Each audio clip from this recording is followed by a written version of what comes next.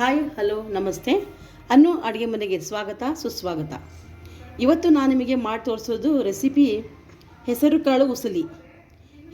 ಹೆಸರು ಕಾಳು ಉಸಲಿ ಅಂತ ನಾವು ಮಾಡ್ತೀವಿ. ಇದು ರೊಟ್ಟಿ ಚಪಾತಿ ಕೂಡಗೂ ಯೂಸ್ ಮಾಡ್ತೀವಿ ನಾವು. ಇಲ್ಲ ಅಂದರೆ ಸಾಯಂಕಾಲ ಟೀ ಟೈಮಲ್ಲಿ ಕೂಡ ಇದು ಹಾಕ್ಕೊಂಡು ನಾವು ತಿನ್ಬೋದು. ಇದಕ್ಕೆ ಬೇಕಾಗಿರೋದು ಸಿಂಪಲ್ಲಾಗಿ ಮಾಡ್ತಾಯಿದ್ದೀನಿ ನಾನು. 2 ಈರುಳ್ಳಿ ಸಣ್ಣಗೆ ಹೆಚ್ಚಿಟ್ಕೊಂಡಿದ್ದೀನಿ, ಟೊಮೆಟೊ, ಕರಿಬೇವು, 1 ಬೌಲು ಮೊಳಕೆ ಕಾಳುಗಳು, ಹೆಸರು ಕಾಳು ಮೊಳಕೆ ಕಾಳು ಇದೆ. ಇದನ್ನು ಒಂದು ಪ್ಯಾನ್ ಇಟ್ಟಿದ್ದೀನಿ. 1-2 ಸ್ಪೂನ್ ಎಣ್ಣೆ ಹಾಕ್ತೀನಿ.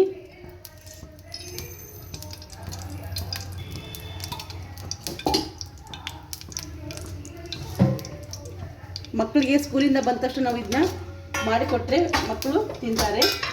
ಪೌಷ್ಟಿಕಾಂಶದ ಒಂದು ನಮಗೆ ಇದರಿಂದ ಸಿಗುತ್ತೆ. ಉತ್ತಮ ಆರೋಗ್ಯ ಕೂಡ ನಾವು ಇದನ್ನ ಬೆಳೆಸ್ಕೋಬೋದು. ಸಾಸಿವೆ ಜೀರಿಗೆ ಚಟಪಟ ಅಂದ ತಕ್ಷಣ ಇದನ್ನು ನಾವು ಜಾಸ್ತಿ ಬೇಯಿಸಲ್ಲ, ಅದಕ್ಕೆ ಉಸಲಿ ಅಂತ ಕರಿತೀವಿ. ಕೆಲವರು ಮೊಸರು ಕೂಡ ಹಾಕ್ಕೊಂಡು ಇದನ್ನ ತಿಂತಾರೆ. ಮಕ್ಕಳಿಗೆ ಕೊಟ್ಟರಂತೂ ಇದನ್ನು ಸಾಯಂಕಾಲ ಟೀ ಟೈಮ್ನಲ್ಲಿ ಮಾಡಿಕೊಟ್ರೆ ಭಾಳ ಖುಷಿಯಾಗಿ ತಿಂತಾರೆ. ಬರೀ ಮೊಳಕೆ ಕಾಳನ್ನು ಮಕ್ಕಳಿಗೆ ಬಾಕ್ಸ್ಗೆ ಹಾಕೋ ಬದಲು ಈ ರೀತಿಯಾಗಿ ಮಾಡಿಕೊಟ್ರೆ ಅವ್ರಿಗೂ ತಿನ್ನೋಕ ಇನ್ನೂ ಬೇಕನ್ನಿಸುತ್ತೆ. ಸಾಸಿವೆ ಜೀರಿಗೆ ಚಟಪಟ ಅಂದಿದೆ. ಕರಿಬೇವು ಇದು ಫ್ರೈ ಆಗಲಿ.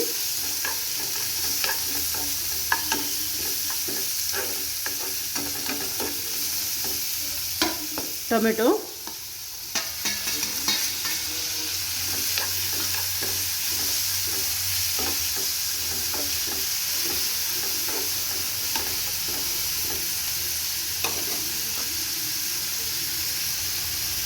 ನಾನು 1 ಬೌಲು ಮೊಳಕೆ ಕಾಳುಗಳನ್ನ ಇಟ್ಕೊಂಡಿದ್ದೀನಿ. ಹೆಸರು ಕಾಳು ಮೊಳಕೆ ಕಾಳನ್ನ ಇಟ್ಕೊಂಡಿದ್ದೀನಿ. ಸ್ವಲ್ಪ ಫ್ರೈ ಆದಮೇಲೆ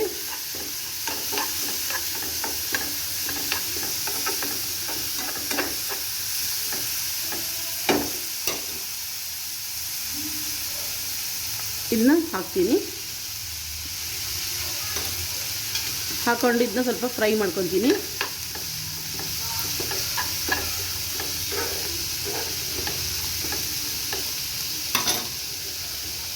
ಇದಕ್ಕೆ 1 ಚಿಟಿಕೆ ಅರಿಶಿನ ಹಾಕ್ತಾಯಿದ್ದೀನಿ. ಅಚ್ಚ ಖಾರದ ಪೌಡರ್ ಸ್ವಲ್ಪ ಬೇಕಂದ್ರೆ ನೀವು ಸ್ವಲ್ಪ ಹಾಕ್ಕೊಳ್ರಿ, ಭಾಳ ಬೇಕಂದ್ರೆ ಭಾಳ ಹಾಕೋಬೋದು. ಸ್ವಲ್ಪ ಉಪ್ಪು,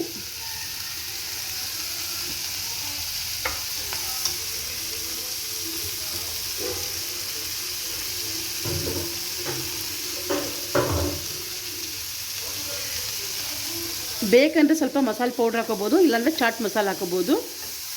ಹಾಗೆ ತಿನ್ನೋಕ್ಕೆ ನಾವು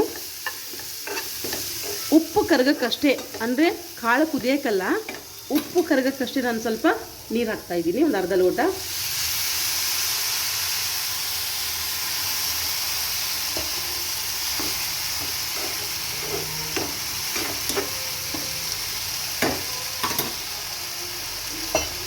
ಮೊಳಕೆ ಕಾಳು ನೆನೆಸಿ ನಾವು ಮೊಳಕೆ ಹೊಡಿಸಿರ್ತೀವಲ್ಲ, ಹಾಗಾಗಿ ಜಾಸ್ತಿ ಬೇಯಿಸೋದು ಬೇಡ. ಸ್ವಲ್ಪ ಒಂದು 2-3 ಮಿನಿಟ್ಸ್ ಬೇಯಿಸಿದ್ರೆ ಸಾಕು. 2 ಮಿನಿಟ್ಸ್ ಇದು ಬೇಯಲಿ, ಅಂದರೆ ಉಪ್ಪು ಕರಗುತ್ತೆ.